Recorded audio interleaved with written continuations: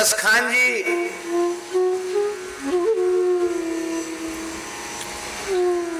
इनका जन्म पठान कुल में हुआ था। मुसलमानों में पठान होते हैं।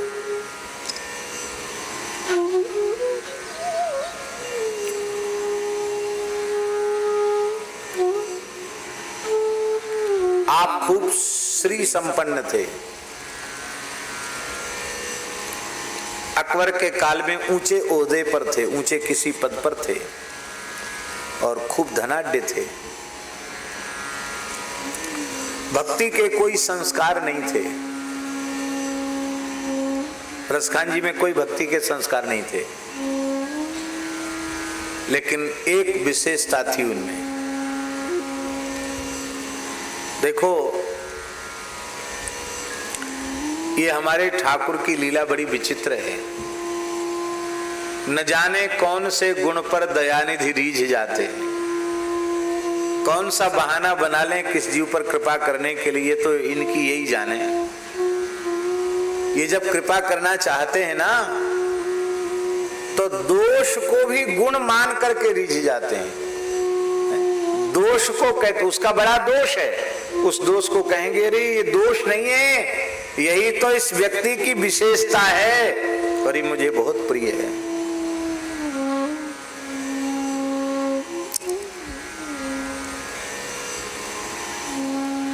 दोष क्या था? आसक्ति एक बहुत भारी दोष है। सबसे भारी दोष क्या है? आसक्ति। शरीर संसार के प्रति आसक्ति ही जीवात्मा का ऐसा बंधन है जो कभी जीर्ण नहीं होता। और भगवान ने उस आसक्ति जो सबसे बड़ा दोष है, उसको भगवान ने गुण मान लिया। रसखान जी में रूपासक्ति थी। कोई सुंदर रूप देखते बस लट्टू हो जाते। एक गोसाई श्री विठलनाथ जी का एक शिष्य था, वैश्य था, दिल्ली का ही निवासी था और घर में श्रीनाथ जी की अष्टयाम सेवा विराजमान थी। लाला को खूब लाड़ लड़ाया जाता था। परम वैष्णवता थी, बहुत भक्ति के संस्कार घर में थे। और ऐसे पवित्र परिवारों में जो बालक बालिकाएं जन्म लेते हैं वो भी सामान्य जीव नहीं होते हैं, वो भी शुचीनाम श्रीमताम गेहे योग भ्रष्टो भी जाए थे। तो उस वैश्य परिवार में, वैष्णव परिवार में उस भगत जी का एक लाला था, पुत्र था। वो बहुत सुंदर था, इतना सुंदर क्या कहना, घुंघराले के सुंदर, एकदम सुंदर गौरवर्ण, बड़े बड़े नेत्र, ऐसे लगता था मानो ठाकुर जी ने रचपच के उसको बनाया हो। एक दिन रसखान जी घोड़े पर बैठकर जा रहे थे, उन्होंने उस बच्चे को देखा, छोटा बालक था, बस देखते ही लट्टू हो गए, इतने लट्टू हो गए, उस बच्चे को गोद में ले लिया। बार बार जब देखो तब बिना देखे कल ना पड़े चैन ना पड़े। अब बालक भी प्रेम करने लग गया, वो भी प्रेम करने लग गए। प्रेम बहुत विशुद्ध प्रेम था। कोई मीठी चीज, बढ़िया चीज मिले तो रसखान जी को तो उस बच्चे को देंगे, और वो भी बालक भी जब देखो तब वो प्रतीक्षा करता कि वो कब आते होंगे, वो हमारे प्रेमी कब आते होंगे। अब बालक भी कुछ सयाना हो गया, 12-13 वर्ष का हो गया, और अब वो जो प्रेम था ना, अब परिवार को खलने लग गया। मुगलों का शासन है, अकबर का राज्य है और ये बड़े ओहदे पर है, हम लोग कुछ बोल भी नहीं सकते कहीं, और यहाँ से अपना धंधा पानी छोड़ के जाएं तो जाएं कहाँ। बड़े दुखी महाराज ऐसा पीछे पड़ गया हमारे लड़के के, जब देखो तब घोड़े पर बिठा के ले जाता, डर के मारे हम लोग कुछ बोल नहीं सकते, बहुत दुखी। पुत्र को समझाया वो भी नहीं मानता।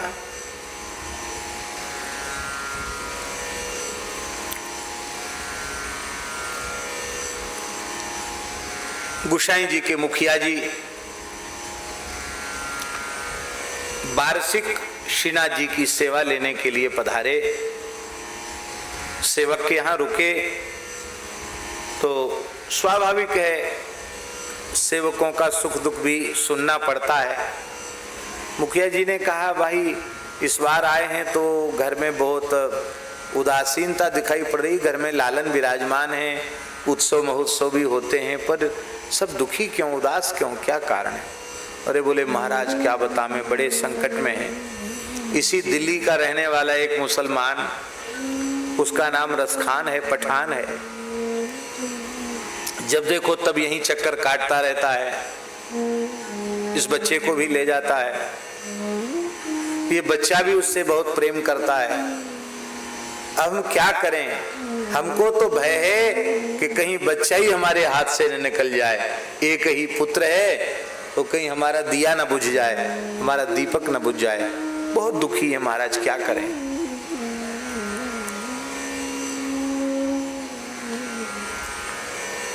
वो तो ब्रजवासी थे, ब्राह्मण थे, मुखिया जी श्री गोसाई जी के कृपा पात्र थे। समझ गए कि वो रूप रसिक है। उन्होंने कहा ठीक है, कोई बात नहीं, आप चिंता मत करो, हम समझाने का प्रयास करेंगे। अरे महाराज वो किसी की नहीं समझता, किसी की सुनेगा नहीं, किसी की समझेगा नहीं। वो तो हमारे बालक के ऊपर एकदम लट्टू है, कुछ नहीं सुनेगा वो। ठीक है, हम प्रयास करते हैं। दूसरे दिन जैसे ही रसखान आए और बालक तो बिल्कुल तैयार था उनसे मिलने के लिए, तो उन्होंने, उन महानुभाव ने रसखान जी को बड़े आदर पूर्वक निकट बुलाया। आओ। उससे कोई घृणा या भेद का व्यवहार नहीं किया, बड़े स्नेह से उसको बुलाया और एकांत में बिठाकर बड़े प्रेम से पूछा कि आप इस बच्चे से बहुत प्रेम करते हैं और ये बच्चा भी आपसे प्रेम करता है, इसका क्या कारण है? कोई विशेष हेतु इसका? आप झूठ तो बोलेंगे नहीं, आप सही सही बोलेंगे। बहुत ध्यान से सुने। तो रसखान जी ने कहा कि बाबा साहब, इस बच्चे में मुझे खुदा का नूर दिखाई पड़ता है। इस बच्चे में, इसकी खूबसूरती में खुदा का नूर दिखाई पड़ता है। लगता है खुदा ने फुर्सत में इसको गढ़ा है। उन्होंने नब्ज पकड़ में आ गई। उन्होंने कहा जिसने इतना खूबसूरत बालक गढ़ा है, जिसके नूर पर तुम सब कुछ भूल चुके हो, कहीं उस खुदा को देखने का अवसर मिल जाए तो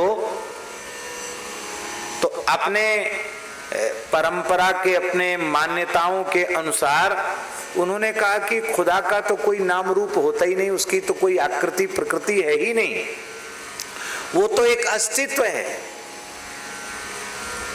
क्योंकि उनके यहाँ आकार और मूर्ति पूजा तो स्वीकार ही नहीं है, वो तो बुत है नहीं। प्रेम से उन्होंने समझाया, ऐसा नहीं है। संत ने प्रेम से समझाया। संत ने कहा ऐसा नहीं है, वह परमात्मा। अभी तुमने कहा कि खुदा का नूर, तो नूर भी तो एक स्वरूप हुआ कि नहीं हुआ भाई? उसके संकल्प से ये दुनिया बनी, तो संकल्प विकल्प मन का धर्म है। तो मन है तो देह भी है, देह है तो इंद्रिय भी है, और मन भी तो इंद्रिय ही है, क्योंकि मन अंतरिंद्रिय है। ऐसा समझाया कि रसखान जी के दिमाग में बैठ गया कि हाँ, ईश्वर सगुण साकार भी है और निर्गुण निराकार भी है। कहते वो उसका स्वयं उनका रूप भी है। बोले हाँ, बहुत सुंदर रूप है, तो मुझे दिखा सकते हो? तो वे संत बोले वो रहते तो ब्रज में ही हैं, पर उनका फोटो मेरे पास है, उनकी छवि मेरे पास है। तो बड़ी सुंदर श्री कृष्ण की छवि उनके पास थी, उनकी सेवा की छवि थी। बहुत ध्यान से सुने। देखो, चित्र छवि तो चित्र छवि होती है, पर जब भाव से कोई व्यक्ति चित्रपट की भी सेवा करता है तो उस चित्र छवि में भी एक विलक्षणता प्रकट होने लग जाती है। तो उन अनुरागी प्रेमी संत के सेव्य ठाकुर जी थे। उन्होंने ठाकुर जी से मन ही मन प्रार्थना की, प्रभु है तो इसमें बड़ी आसक्ति का दोष, पर इसमें रूपाशक्ति है और आपके जैसा रूप तो और कहाँ मिलेगा। इसलिए हे प्रियतम, आप ऐसी कुछ कृपा करो कि बस एक ही मुस्कान में इसको अपना बना लीजिए। उस चित्र छवि को देखते ही ये व्याकुल हो गए, इतना सुंदर, इतना सुंदर, इतना सुंदर।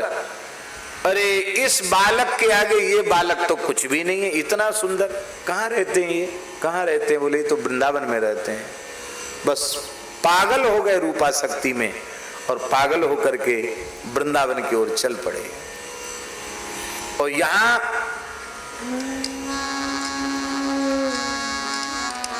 बहुत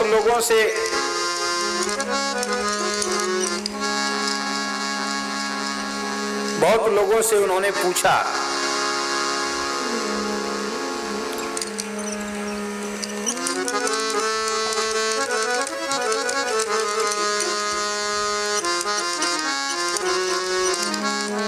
जहां जहां जाकर दर्शन किया भी संतोष नहीं हुआ, क्योंकि प्रत्यक्ष मिलना है।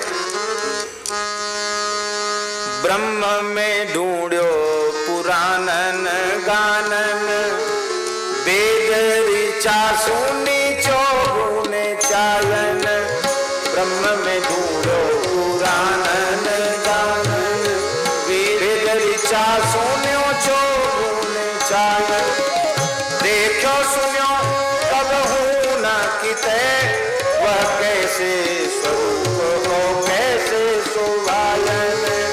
देखो सुनो कब हूं न किते, वह कैसे स्वरूप हो कैसे शोभायन।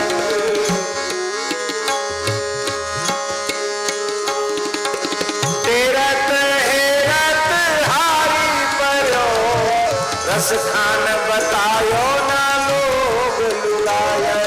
तेरत हेरत हारी परो, रस खान बतायो ना लोग लुगाया। किसी ने नहीं बताया। ब्रह्म में ढूंढा, पुराणों में ढूंढा, सब कुछ सुना, प्रत्यक्ष कोई मिला न सका। पुकारते पुकारते राह देखते देखते हार गया। न किसी स्त्री ने बताया न किसी पुरुष ने बताया।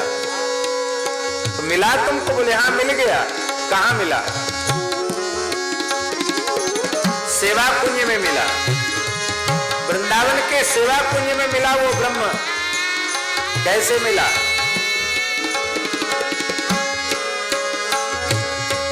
ब्रह्म में ढूंढो पुराणन गायन, वेद ऋचा सुनी चौगुने चायन। ब्रह्म में ढूंढो पुराणन गायन, वेद ऋचा सुनी चौगुने चायन।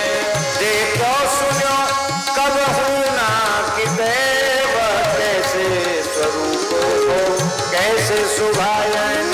देखो सुनो कब हूं ना किते, वह कैसे स्वरूप हो कैसे शोभायन। हेरत हेरत हारी परो, रस खान बतायो ना लोग लुगायन।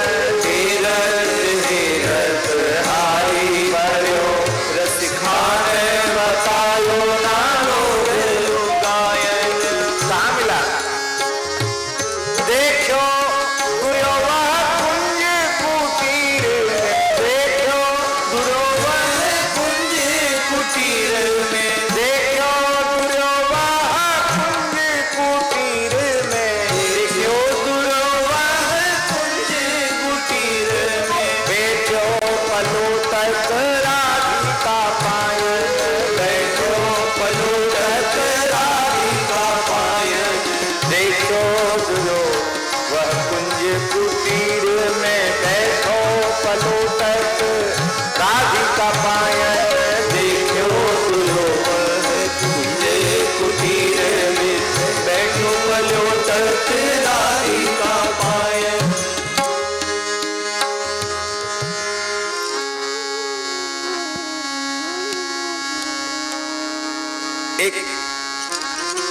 कवित्व में तो वे कह रहे हैं,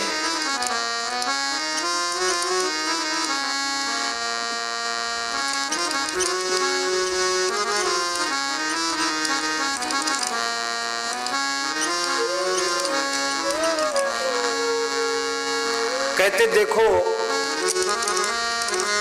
अब तक जिन जिन की विपत्ति श्री कृष्ण ने दूर की है, जिन जिन का उद्धार किया है,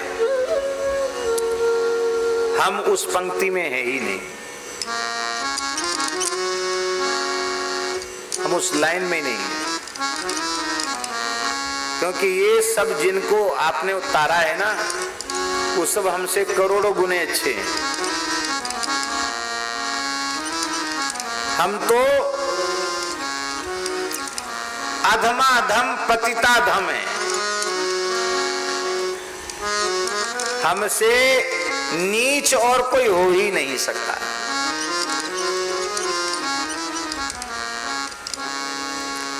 लेकिन फिर भी हमको कोई शंका नहीं है।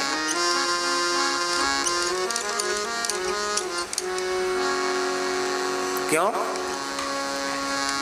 बोले इसलिए मुझे शंका नहीं है कि माखन चोर श्याम के स्वभाव का मुझे अनुभव हो गया है।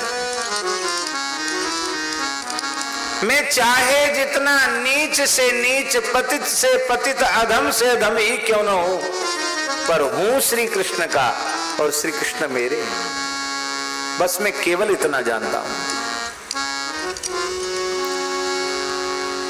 रसखान जी की समाधि रमण रेती के निकट है। दर्शन किया ना रसखान जी की समाधि का। हमारे पूज्य गुरुदेव भक्तमाली जी सुनाते थे कि रसखान जी का तुलसी से बहुत प्रेम था। इतनी तुलसी पहनते थे कि एक बोझा, हजारों सैकड़ों मालाएं, वो बहुत लादते थे तुलसी अपने देह पर। शरीर का वजन उससे ज्यादा तुलसी, माली माला, माली माला, माली माला, पूरा लद जाते थे तुलसी से। वृंदावन पधारे, क्योंकि भक्त कवि हैं, गायन भी करते हैं, और मुसलमान होने पर भी उनकी प्रतिष्ठा संतों में हो चुकी थी, क्योंकि गुसाई श्री विठलनाथ जी से आपने ब्रह्म संबंध लिया था। विधिवत गुसाई विठलनाथ जी ने उन्हें दीक्षा प्रदान की थी। वैष्णव थे वो।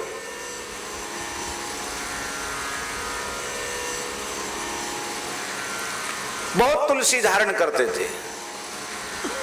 तो पूज्य महाराज जी सुनाते थे कि रसखान जी किसी उत्सव में वृंदावन पधारे, तो वृंदावन के रसिकों ने रसखान जी से प्रश्न किया।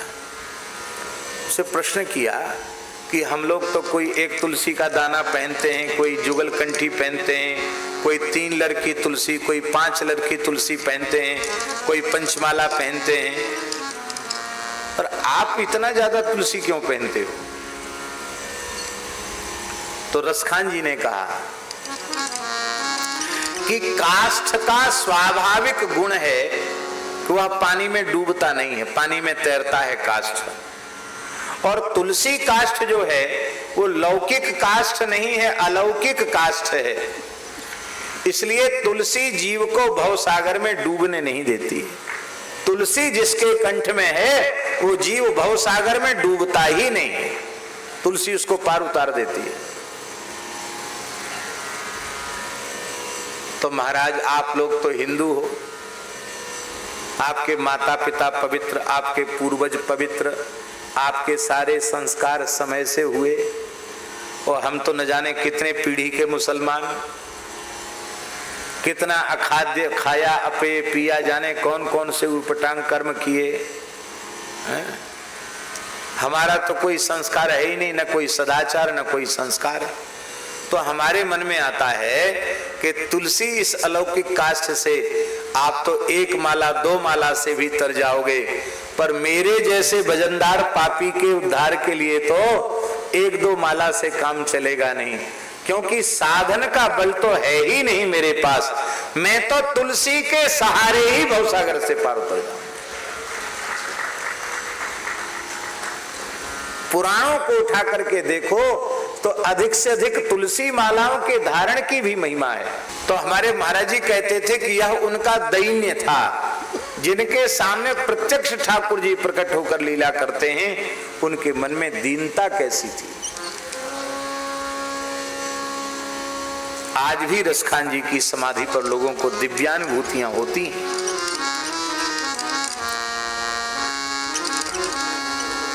श्री रसखान जी करें द्रौपदी ओ गनिका गज गीध अजामिल सौकियो सोना निहारो। द्रौपदी ओ गनिका गज गीध अजामिल सौकियो सोना निहारो। गौतम गेहनी कैसे तरी प्रहलाद को कैसे हरियो दुख भारो। गौतम गेहनी कैसे तरी प्रहलाद को कैसे हरियो दुख भारो। काहे को सोच करे रस खान, काहे को सोच करे रस खान। कहा करी है रवि नंद विचारो, कहा करी है रवि नंद विचारो। रवि नंद माने कौन? यमराज। यमराज कुछ नहीं बिगाड़ेगा हमारा। काहे को सोच करे रस खान, कहा करी है रवि नंद विचारो। काहे को सोच करे रस खान, कहा करी है रवि नंद विचारो। कौन की संत परी है जो माखन, चाखन हारो है राखन हारो। कौन की संत परी है जो माखन, चाखन हारे है राखन हारो। कौन की संत परी है जो माखन, चाखन हारो है राखन हारो। कौन की संत परी है जो माखन, चाखन हारो है राखन हारो।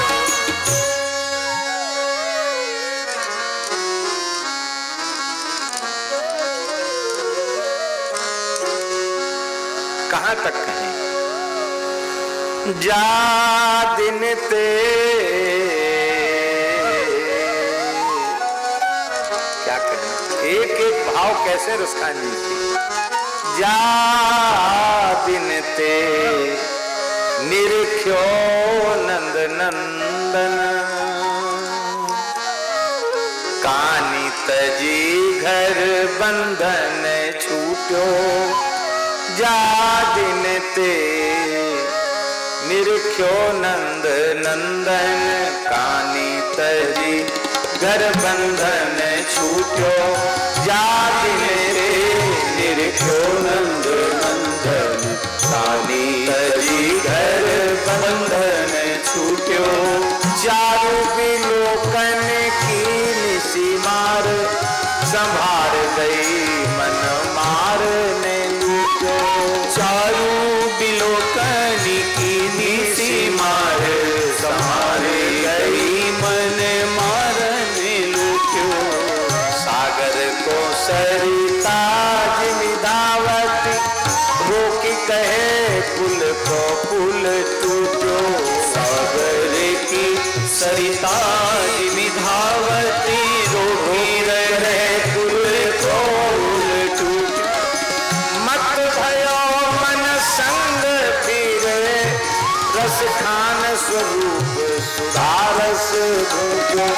मत भयो मन संग फिरे, रस खान स्वरूप सुधारस भूजो। जा दिन ते निरख्यो नंद नंदन, जा दिन ते निरख्यो नंद नंदन।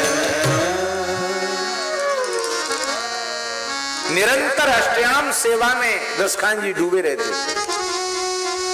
हर समय किसी किसी झांकी का दर्शन उनको होता रहता था।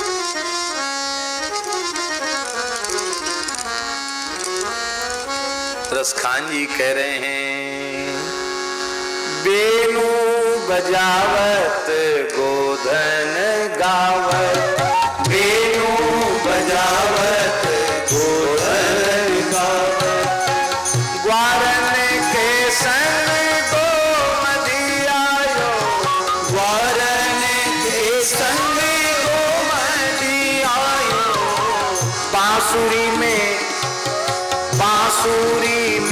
ऊन मेरो नाम ले, बांसुरी में ऊन मेरो नाम ले, साथिन के मिसते सुनायो, साथिन के मिसते सुनायो, ए सजनी सुनि सास के त्रासनी, ए सजनी सुनि सास की त्रासनी, नंद के पास उसासनी आयो, नंद के पास उसासनी आयो, कैसी करो रस खान कहीं चित चैन नहीं, चित चोर चुरायो, कैसी करो रस खान कहीं चित चैन नहीं, चित चोर चुरायो,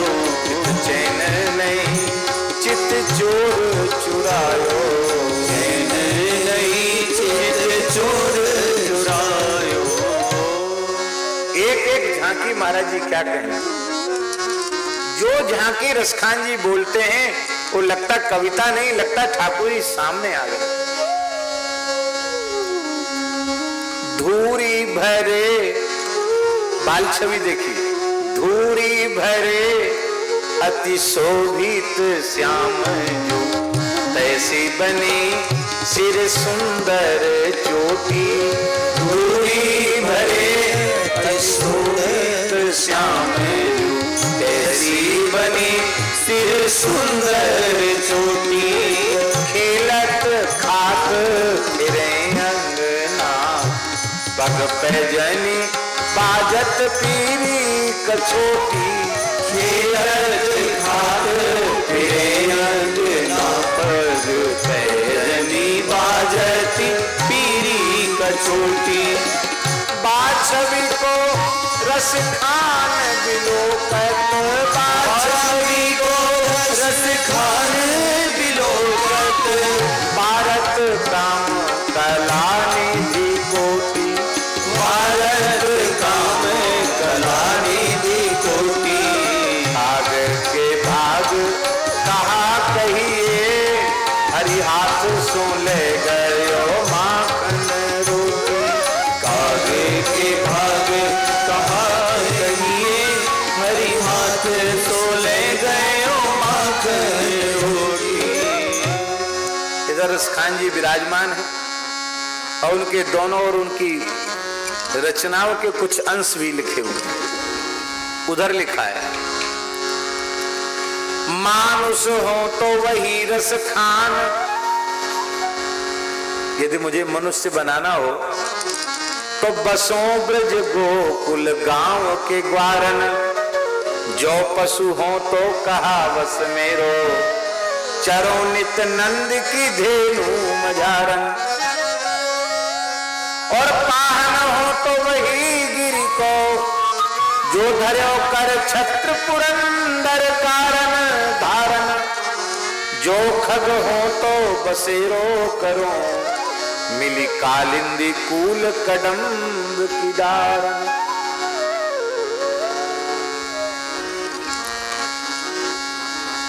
कैसी निष्ठा है रसखान जी की। या लकुटी अरु कामरिया पर, या लकुटी अरु कामरिया पर, राजती हूँ पूर कौत जीदारों, या लकुटी अरु कामरिया पर, राजती हूँ पूर कौत जीदारों, आचहु सिद्धि नवो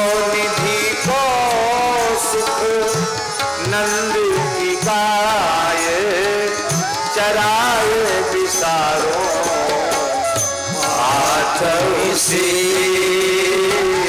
नवोनिधि को सुख नंद की गाय चराए बिसारो। रस खान कबो इन आँखन सो, रस खान कबो इन आँखन सो। ब्रज के बन बाग तड़ाग निहारो, ब्रज के बन बाग तड़ाग निहारो। कोटि कहो कल धौत के धाम, करीली की कुंजन ऊपर बारों। कोटि हो कल धोत के धाम, करीले की कुंजन ऊपर वारों। या लकुटी या लकुटी।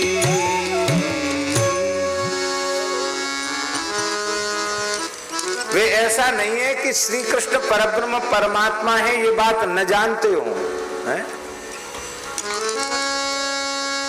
रसखान जी कहते हैं शेष महेश गणेश दिनेश सुरेश जाहि निरंतर गावे, जाहि अनादि अनंत अखंड अछेद अभेद सुवेद बतावे। नारद से सुख व्यास रटे, पचिहारे तौ पुनि पार न पावे। ताहि अहीर की छोहरिया, छछियावर छाछ पे नाच नचावे। ताहि अहीर की छोहरिया, छछियावर छाछ पे नाच नचावे। ताहि अहीर की छोहरिया, छछियावर छाछ पे नाच नचावे।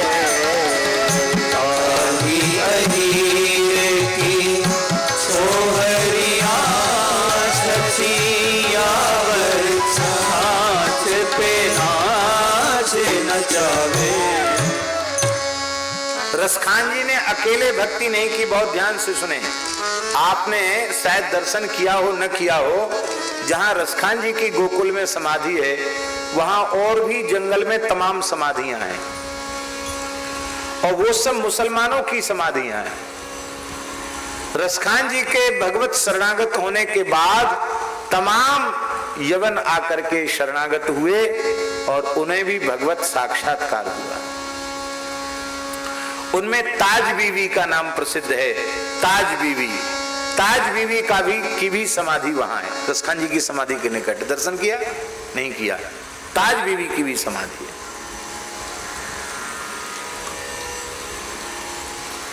उनके भी इतने सुंदर सुंदर भाव हैं, क्या कहना। ताज बीवी कह रही है,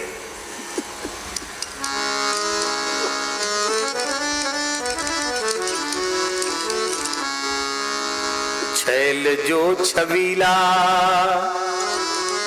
एक शब्द सुनिए, छैल जो छबीला सब रंग में रंगीला बड़ा। छैल जो छबीला सब रंग में रंगीला बड़ा, चित्त का अड़ीला।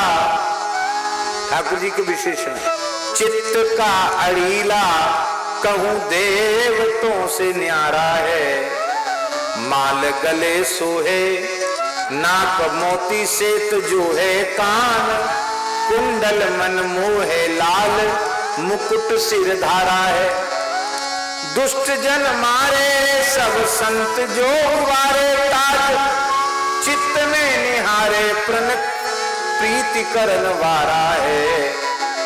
नंद जू का प्यारा जिन कंस को पछारा, वह वृंदावन वाला कृष्ण साहिब हमारा है। नंद जू का प्यारा जिन कंस को पछारा, वह वृंदावन वाला कृष्ण साहिब हमारा है।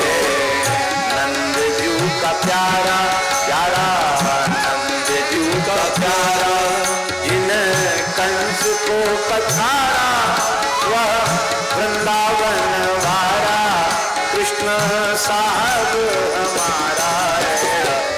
नंद जू का प्यारा जिन कंस को पछारा, वृंदावन वाला कृष्ण साहिब हमारा है।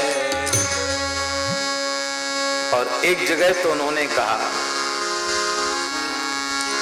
सुनो दिल जानी, बहुत प्रसिद्ध है ताज बीबी का ये वचन। सुनो दिल जानी,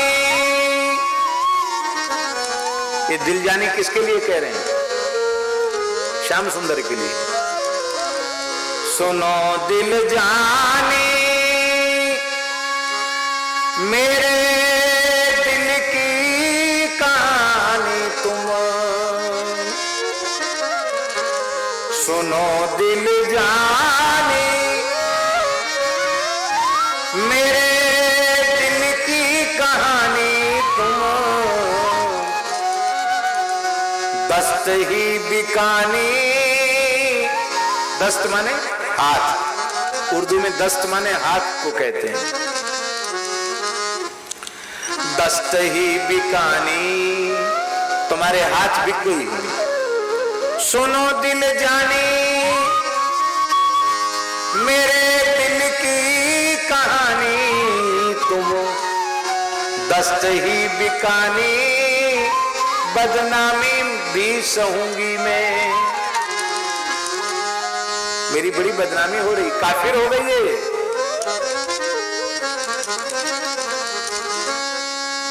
और अब सब भुला दिया है मैंने, क्या क्या किया है। देव पूजा ठानी, बालकृष्ण लाल की अष्टयाम सेवा करती हूं। देव पूजा ठानी में निवाज हूँ भुलानी, नमाज भूल गई। तजे कलमा कुरान सारे गुण निगहूंगी मैं, कलमा कुरान भी सब भूल गई। क्यों? ये तेरी दशा क्यों हुई? ताज बीबी कहती है, सांवला सलोना, सांवला सलोना, सिर ताज सिर कुल है दिए। सांवला सलोना, सिर ताज सिर कुल है दिए। तेरे दाग में निदाग हुए दूंगी मैं, तेरे दाग में निदाग हुए दूंगी मैं। नंद के कुमार, नंद के कुमार, कुर्बान तेरी सूरत पे।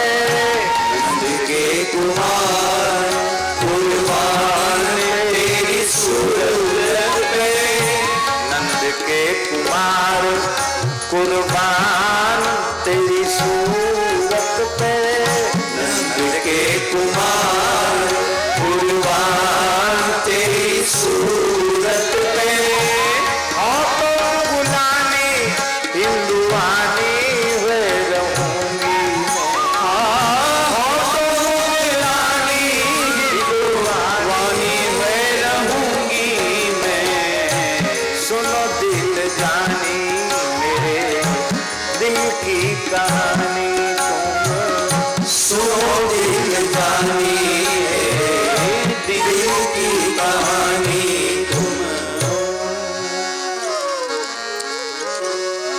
सब आप कहेंगे कि ताज बीवी का नाम आपने क्यों लिया, वो तो फोटो छपा नहीं ताज बीवी का यहाँ, तो इसलिए लिया कि रसखान जी की अनन्य अनुगता है। रसखान जी के सत्संग के प्रभाव से इनकी भी वही अवस्था हुई जो रसखान जी की अवस्था थी।